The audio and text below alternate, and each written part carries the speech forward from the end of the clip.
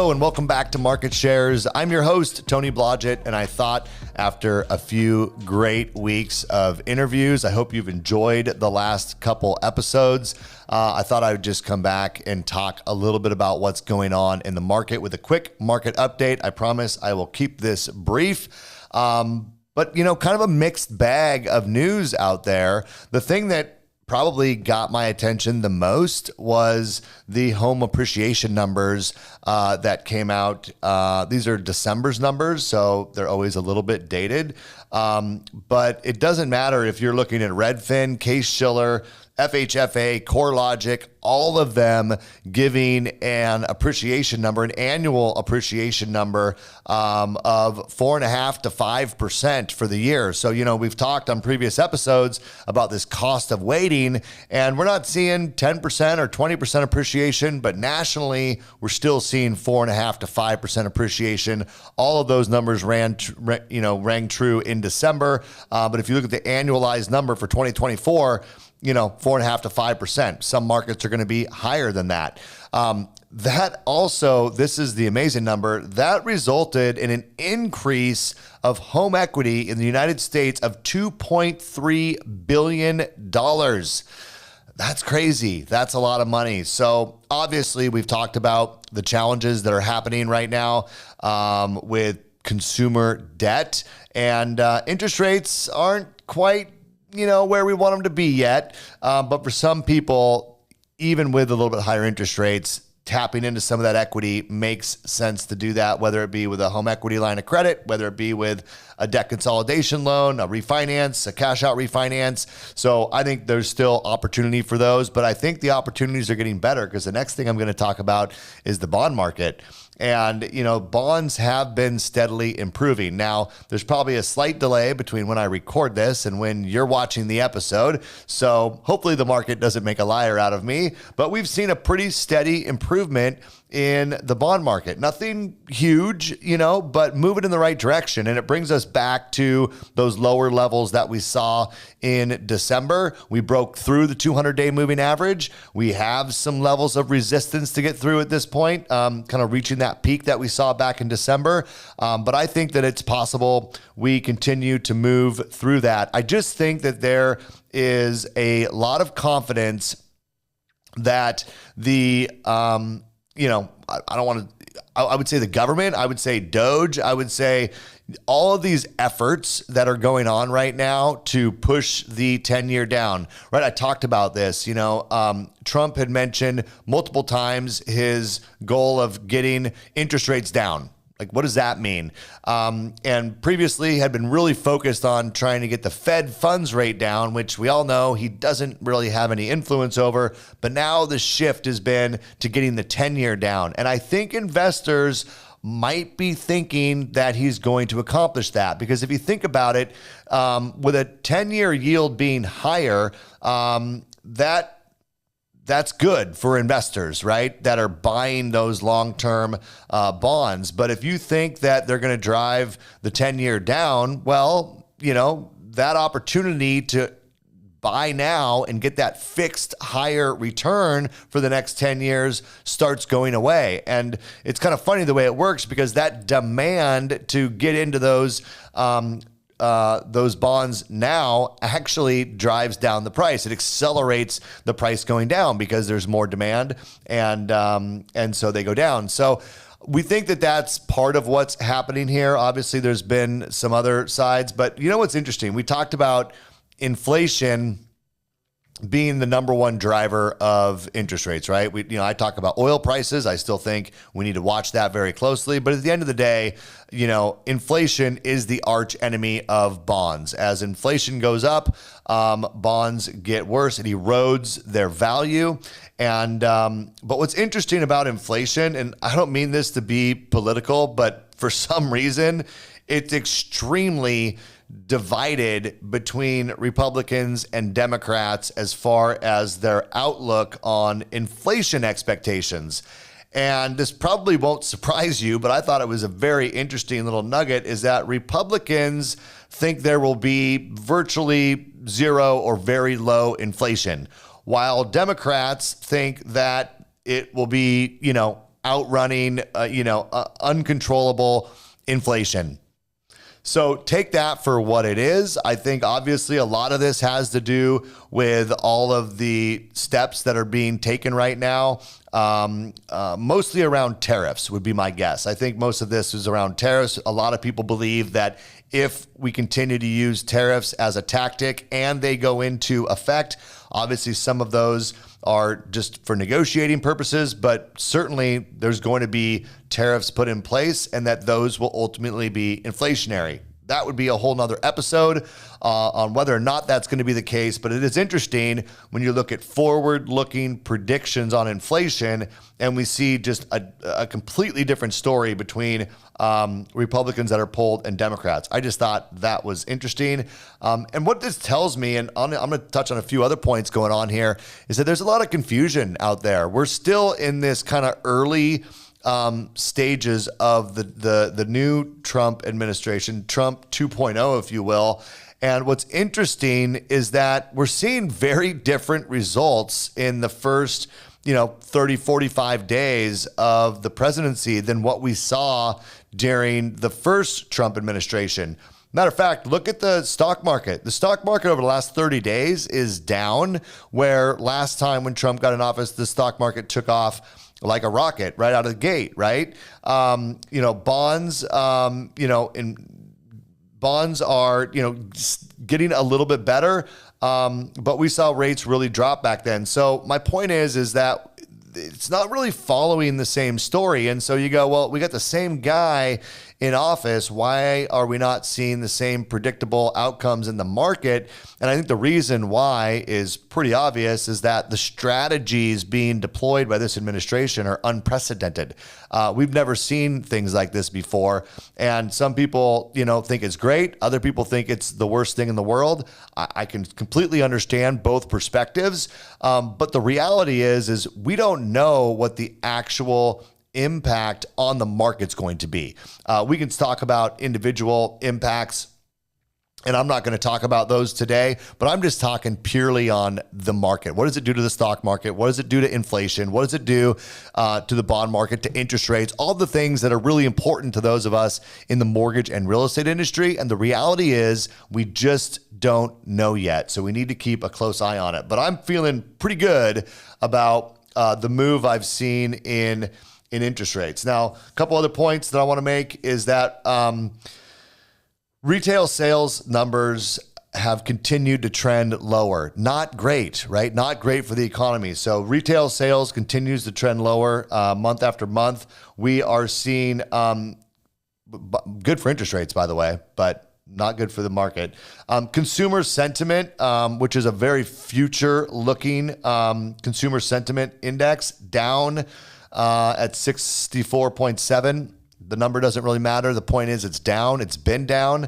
So that means like a 5-year forward looking, the consumer's not feeling super confident. So also not great for the market, potentially good for interest rates, not good for the stock market. Another little note here is that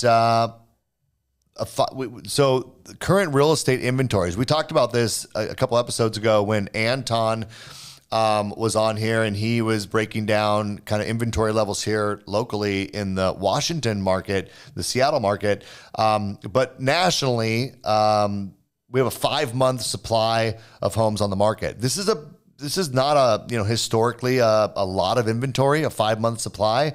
But compared to where it was, like if you go back to like 2022, where we had less than a 2-month supply, and there was times where we had a couple weeks supply of homes on the market, this is a pretty healthy level of inventory. And I would say a high enough level that you could, in some markets, start seeing a softening of values. I just mentioned earlier, 4.5% to 5% year over year. Does that continue? I think it continues, maybe not at exactly that pace, and probably not in every part around the country. There's going to be hot spots and low spots, but a 5-month supply of inventory on the market. And we all know, we've heard the stories about, markets like Washington, D.C. and other markets where there's been a lot of government jobs that are either been, people have been terminated, or there's just a fear of job loss in certain markets. People are listing their homes. So those markets obviously will skew the numbers a little bit, and you're going to see some of that. But keep an eye on inventory. Now, here's the other thing that I kind of see. If you kind of zoom out a little bit, you go, okay, so we got a 5-month supply of homes. That means probably a little bit more negotiating power for buyers, a little more flexibility, sellers willing to maybe give some concessions, maybe help, deploy some of those strategies for buy downs or permanent interest rate buy downs, or just simply price reductions that are going to help things move along. And then you couple that with what we've seen, over the last couple of weeks in the bond market and interest rates getting a little bit better. And I don't know, things could, we could be off to a pretty good spring here when you put all these things together, as far as affordability getting a little bit better, the ability to get financing and use some seller support to help get a little bit lower interest rate, things of that nature. So I think there's some good nuggets here that we can take away, but I think long term, it's really hard to predict what the market is going to do. All income groups are deleveraging. So whether it's low income all the way to the highest income, we see a deleveraging. Again, a sign that people are uneasy about the future and not certain what the market's going to look like moving forward. The dollar is probably the most overvalued currency in the world right now, is what the report says. And so, why is that? Well, the dollar's, overvalued because I think some of this has to do with, the tariffs we're talking about that could raise prices in the U.S., and having a strong dollar makes that even worse. So actually there could be some logic in the dollar, kind of losing some of its value, and it's already overvalued. So, we will see what happens there, but something to keep an eye on, and potentially, if you think about the concern about tariffs, but then if the dollar comes down against other currencies, does some of that wash out? I mean, that's possible. So here's the other thing that I thought was interesting is builder stocks are dropping pretty significantly. Now, when builder stocks drop, again, it's usually, and this is where we see kind of conflicting information, right? I mean, that's typically a concern about interest rates, and, affordability, and why are the builders nervous about what's going on? And usually they will say that in their, reports or their earnings reports or whatever in their meetings, and then those stocks will go down. So we are definitely seeing a drop in builder stocks. And historically speaking, just kind of, this is an interesting little tidbit, is that builder stocks typically lead the overall market. So when you see builder stocks go down, a lot of times the rest of the market, the Dow Jones, the stock market will, kind of follow that trend. We're not really seeing that. We're actually seeing a divergence where builder stocks are taking a bigger hit than what we're seeing with the rest of the stock market in general. So something to keep a close eye on. And as I look at the stock market year to date, it's definitely been a little bit of a yo-yo, but down overall. But if you zoom out and you look at the stock market over the last year, it still looks like it's on a tear. So, are we at an inflection point there? I think it's too early to call. But look, I wish that I could come on here and give a market update and just be super clear and concise on here's what's happening, here's the direction. But that's not the world that we're in right now. We're in a world of uncertainty. We've seen unprecedented things happening in our federal government, and we don't know what the impacts of those are going to look like over time. And I still think we have a lot more of that to come. So what we need to do, if we're in mortgage and real estate, is we need to find those nuggets. And that's what I tried to lay out here today. There's definitely some, I would say good facts that support the idea that, it's going to be a little bit more affordable to buy a house. You might have a little bit more negotiating power in this market. It is normal for inventories to rise as we move into spring and things start to, heat up. So, keep an eye on that, but continue to stay on top of what's happening in the market. Find those little nuggets This is the kind of information that I think borrowers want. And it's okay. It's okay to put out content or have a conversation with someone and say, look, some of this information is contradictory. Like, I understand that. I knew coming in to record this that some of what I say sounds like it supports, that things are moving in the right direction with interest rates and the housing market, and other things, the builder confidence is down and stock market, is a little bit off, and the dollar is overvalued and that might drop. I mean, we have some contradictory things happening in the market, but you know what? It's okay to talk about that because it's the reality of what's happening. And I think what it tells me is we just need to pay closer attention because things are moving quickly, and we need to kind of pick up on the signs of the direction things are going. But less important than the direction things are going is what are the things that directly impact the borrowers that we're working with. And honestly, I would say if you're looking at purchasing a home, what I'm seeing here is some good facts, right? You can probably negotiate a little bit with a seller because there's more inventory. I think that's going to continue. Home prices still up year over year. So that's a good fact. Interest rates have improved over the last few months. And just take those three things and you go, okay, this is better than we were just a few months ago. It's moving in the right direction as it relates to housing specifically. So that's my message for today, you guys. I'll continue to do these quick market updates as we keep an eye on things. I know that there's lots of places to get information about what's going on in the market. I try to pick up those little nuggets and then, convey them to you in a way that, isn't super in depth, but gives you the high level, but also what it means to your mortgage and real estate practice and how you can use this to talk to your clients every single day. So I hope you find this information useful. I hope you enjoy the Market Shares podcast. And if you do, you could do me a huge favor by letting people know about Market Shares. Just get it out there, share the episode with somebody, text it to somebody. And if you watch this often, but you're not a subscriber, please consider hitting the subscribe button so you don't miss any of our episodes. And it does help our channel obviously grow and pick up more organic viewers.